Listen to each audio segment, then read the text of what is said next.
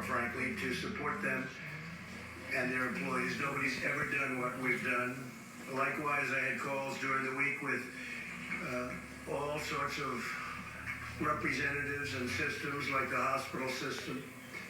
We spoke to many of the hospital systems throughout the country, nurses and doctors, representatives representing hundreds of thousands of nurses and doctors, airlines and cruise ship companies, the Business Roundtable, which was fully attended, and it's all of the top CEOs of our country and beyond, frankly.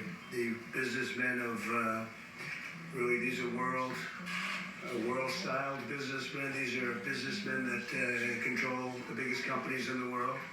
Many of them have taken hits, and many of them are just, going forward. Their businesses have been great. Some have been very badly affected. Some haven't been affected at all, and frankly, some are doing very well. They continue to do very well. It's Walmart, as an example, has been really helpful to us.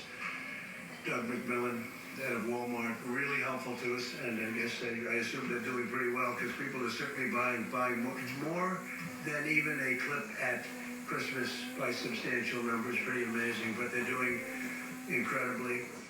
They put on tremendous extra staff. You don't have empty shelves. A lot of things have happened that are very good. Restaurants, fast food executives, grocery stores, all retailers, literally all of them, in groups.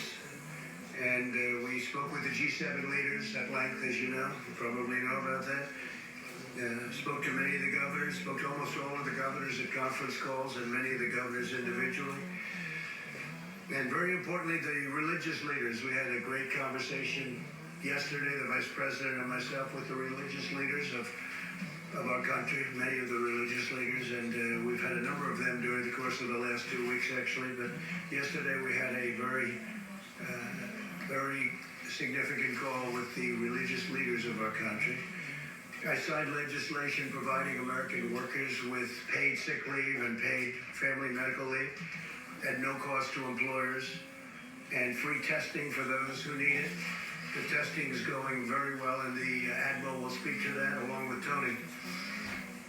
We're working quickly to pass additional legislation that will provide massive relief to small businesses and affected industries and give direct payments to our great workers and hardworking American families. There's never been anything like we're doing on the Hill right now. They're negotiating. Mitch McConnell, Chuck Schumer, they're all up there. Kevin McCarthy and Nancy Pelosi. They're all negotiating, and everybody's working hard, and they want to get to a solution that's the right solution. I think we're getting very close. We've also announced that we've moved tax day from April 15th to July 15th, which is a big deal, giving businesses and individuals extra time to file and pay without interest or penalties. So we moved the date way back, and so it'll be July 15th instead of your traditional April 15th. And very importantly, you will have a lot of time, but you're not going to have interest penalties or any kind of penalties by filing at that later date. HUD announced that foreclosures and evictions are suspended for single-family homeowners with FHA-insured mortgages for the next 60 days. And our great head of HUD, who's with us today, Ben Carson's going to say a few words in a moment. The Department of Education will not enforce standardized testing, which is another big deal, requirements for students in elementary through high school for the current school year. Not fair to do that. So we are waiving that. I would imagine it's probably the first time ever that's been waived, but I think it's only fair to the students and to the parents of the students. It is also waiving interest and other things that we're discussing right now on federally held student loans, and directed that borrowers be allowed to suspend their student loan payments without penalty for at least 60 days. And we'll be talking about student loans. The students, they're under a great burden right now, so we will be talking about that further, but we're waiving during the 60-day period various elements and very important elements on student loans, big subject. I signed an executive order invoking the Defense Production Act, as you all know, giving us powerful new authorities to help states, cities, and hospitals procure needed supplies. There's been a clear call to action to the private sector, and the call is made right here. It's been really pretty amazing what's happened with the private sector. They are really in sixth gear, I think, which has responded in full force, helping to produce and supply much-needed masks, swabs, sanitizers, ventilators, and everything else. There's a move on that's incredible right now. And by way of example, Hanes, everybody knows Hanes, great company, great consumer cotton products company, is retrofitting its manufacturing capabilities in large sections of their plants to produce masks. And they're in that process right now.